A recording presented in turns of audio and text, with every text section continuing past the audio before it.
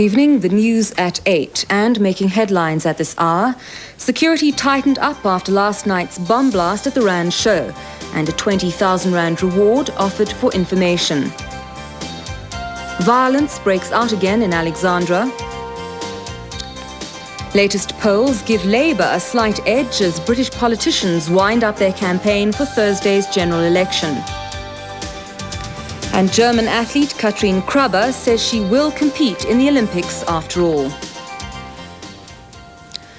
The motive behind last night's mini limpet mine explosion at the Randshow near Johannesburg is still unclear.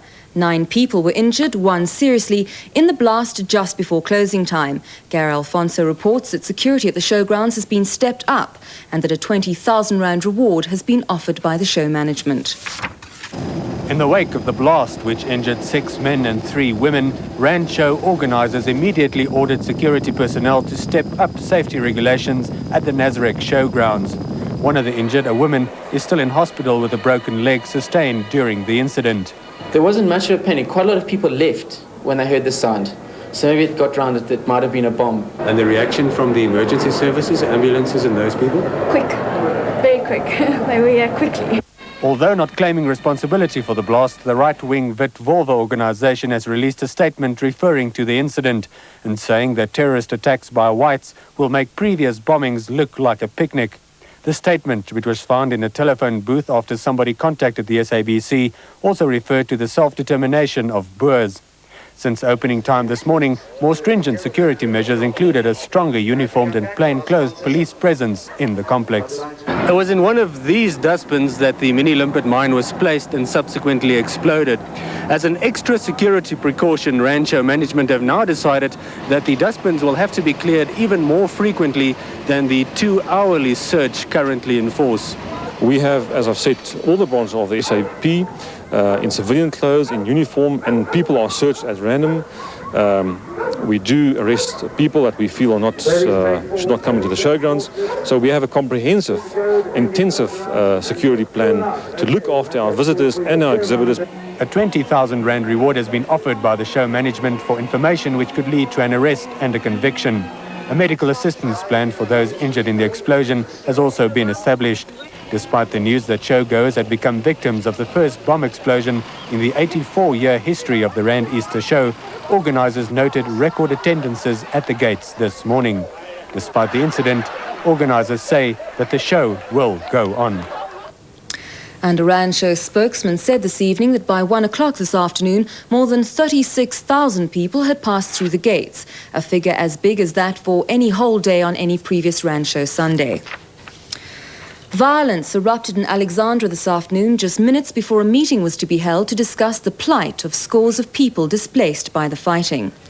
A man was allegedly shot dead by inmates of the Madala hostel in the township. A crowd gathered as police carried the body away. Tempers flared and police fired warning shots into the air, causing one of the policemen carrying the body of the dead man to dive for cover.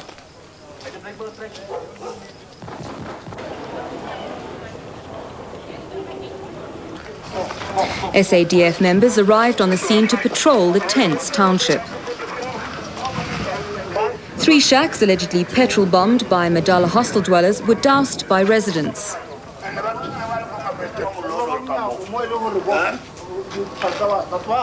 Meanwhile, displaced residents met members of the recently formed Alexandra Interim Crisis Committee in the hostel grounds. The ICC visit was one of several to Alexandra, organised by the Witwatersrand Regional Dispute Resolution Committee to assess the needs of residents affected by the fighting. 15 awaiting trial prisoners escaped from a prison at Brits west of Pretoria this morning. A spokesman for the Department of Correctional Services said the men had sawn through bars in front of a window in a cell and cut a hole in the security fence. 6 of them are awaiting trial on serious charges including murder, rape, armed robbery and robbery. The men were wearing civilian clothing when they escaped. Policemen who have fallen in the line of... Foreign intervention or participation in a proposed meeting between the government and the PAC is unnecessary and unwanted. That's according to Foreign Affairs Minister Pik Botha, who is reacting to the PAC's announcement that it would meet a government delegation in Nigeria next month under the auspices of the OAU. Mr. Botha said although the government would prefer to hold the talks in South Africa, it had no objection to meeting the PAC elsewhere. There was nothing preventing the PAC from taking part in negotiations on a new constitution, but it was the government's view that South Africans should negotiate a new constitution on their own. Mr. Botha welcomed the opportunity to have talks with all parties that were committed to peaceful negotiations. There's been another development in the controversy over the whereabouts of Mrs. Xolisa Falati, who allegedly went missing from the home of ANC President Nelson Mandela last week. SAPA reports that Mrs. Falati contacted the Sowetan newspaper in Johannesburg and said that she was alive and well. Mrs. Falati gave no other details. Mrs. Falati made headlines last year when she and Mrs. Winnie Mandela were convicted on kidnapping charges. Late this evening, an ANC spokesman said Mrs. Falati's phone calls and disappearance were seen as a well-orchestrated manoeuvre by her and sinister characters to discredit the Mandelas at this crucial time. 4 days before Britain's general election and they're neck and neck. Latest opinion polls show that the Labour Party should squeak home, beating the ruling Conservatives. But Labour probably won't get an outright majority, which may mean a hung parliament and a possible pact with the Liberal Democrats. The Liberal Democrat leader has been rehearsing for his party's last election broadcast, which rehearses the argument for a deal in a hung parliament. That you want people to work together and to use their common sense, new people, providing new hope. That's a good line, that, actually. Mr Ashdown claims that a deal could be done because a majority of the shadow cabinet and of ordinary Labour Party members now want proportional representation. He says it's now up to Mr Kinnock to make his own view clear, which he hasn't done so far. On TVAM's Frost on Sunday programme, John Major warned the electorate of sleepwalking towards polling day. He said there were golden prospects for Britain if Labour didn't win. He said Mr Kinnock had been wrong about Europe and defence. He could be wrong again. I think his judgment is not good enough to be Prime Minister. And I think one looks at what has happened in the past. A Prime Minister's judgment isn't just on day-to-day matters. It's on things that will have an impact years later. But Neil Kinnock, speaking on BBC TV's On the Record programme, argued that it was rational and grown-up to admit one's mistakes. The thing to do when you discover that you're in error is to get it right. If the government had done that, then they wouldn't have spent £14 billion on poll tax. I've changed my mind. I've changed my party's policy, and it hasn't cost the taxpayer a penny. Labour believe their stress on their team and what they think is people's desire for a change of government will neutralise any attacks on Mr Kinnock's competence. Canadian Secretary of State for External Affairs, Ms. Barbara McDougall, arrived at Jan Smuts Airport this morning on what is being described as the first official visit by a Canadian Foreign Minister in 30 years. Ms. McDougall said her visit is an indication of Canada's positive regard for the negotiation process. She said economic and investment sanctions would be lifted once acceptable transitional arrangements were in place. Sunday film shows have become a reality and South Africans seem to be having no trouble adapting to it. Jessica Pitchford and cameraman Gerard Boertes went to the movies. Sunday movies got off to a slow start today, but later most people had got themselves out of bed and were ready for an afternoon of popcorn-munching escapism. Movie house managers said they expected numbers to pick up dramatically next Sunday. Given the circumstances in which we've had to advertise Sunday cinemas and the turnout and response we've had from the public in general has been tremendous. I think the public is really very happy about it. Our phones haven't stopped ringing. Video outlets seemed unperturbed by the possible threat Sunday movies could pose to business. It's still the cheapest form of entertainment, video. I don't think it will affect us simply because most people who take videos on a Sunday with a family will continue to do so. Meanwhile, back at the movies, the queues were getting longer. What's it like coming to movies on a Sunday? Fantastic. Best thing ever. It's about time. As long as the queues aren't always this long. Been waiting 42 years for this. It saves money. I don't have to be in the bar. Sport news after the break.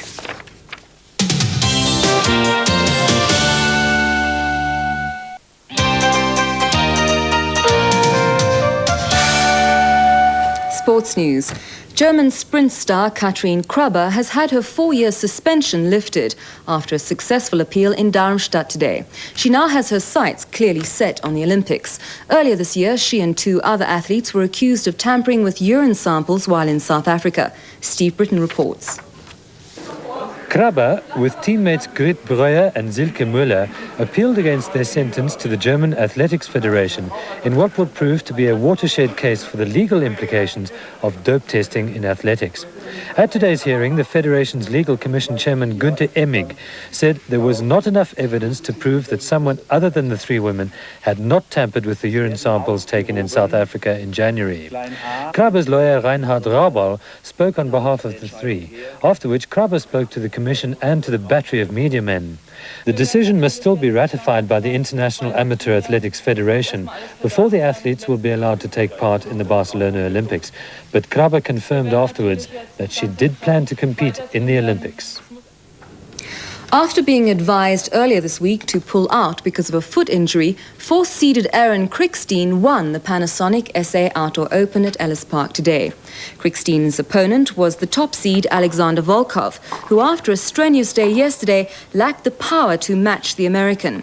The first set went to 6-4, and in the second set, Krickstein held the Russian at bay, almost losing his service in the final game. This is how it ended.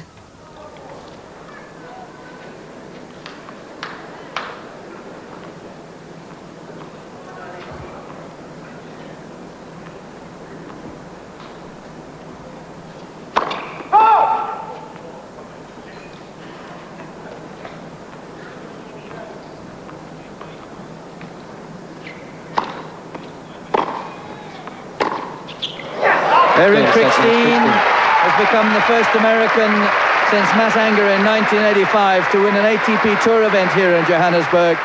Straight sets victory 6-4, 6-4 over the number 1 seed Alexander Volkov in 1 hour 17 minutes. English second division club Sunderland will have to wait until tomorrow week before they know who they'll be playing in the FA Cup final at Wembley. Sunderland beat Norwich 1-0 at Hillsborough today, but the other match between Liverpool and Portsmouth ended in a 1-1 draw after extra time. The replay will be at Villa Park in Birmingham on the 13th. Now for a look at the weather prospects for tonight and tomorrow. Transvaal, partly cloudy and warm with isolated thundershowers tonight, except in the west and southwest. It'll be warmer tomorrow and hot in the north and the Lowveld with isolated thundershowers over the central and southeastern part, but scattered on the eastern Highveld. Orange Free State, partly cloudy and hot, but warm in the northeast. Isolated thundershowers are expected, but scattered in the northeast tomorrow. Natal, partly cloudy and warm with isolated thundershowers over the interior. Scattered thundershowers are expected tomorrow when it'll become cloudy and cooler in the south in the evening with drizzle along the southern escarpment. Eastern Cape, fine and warm, becoming cloudier and cooler along the coast and southern interior tomorrow afternoon with showers. It'll also become cooler over the entire area tomorrow. Western and Central Cape, partly cloudy and warm in the southwest, becoming cloudy and cooler this evening with light rain in places, clearing tomorrow. It'll be hot over the interior where it'll become cooler in the south tomorrow. Northern Cape, partly cloudy and hot with isolated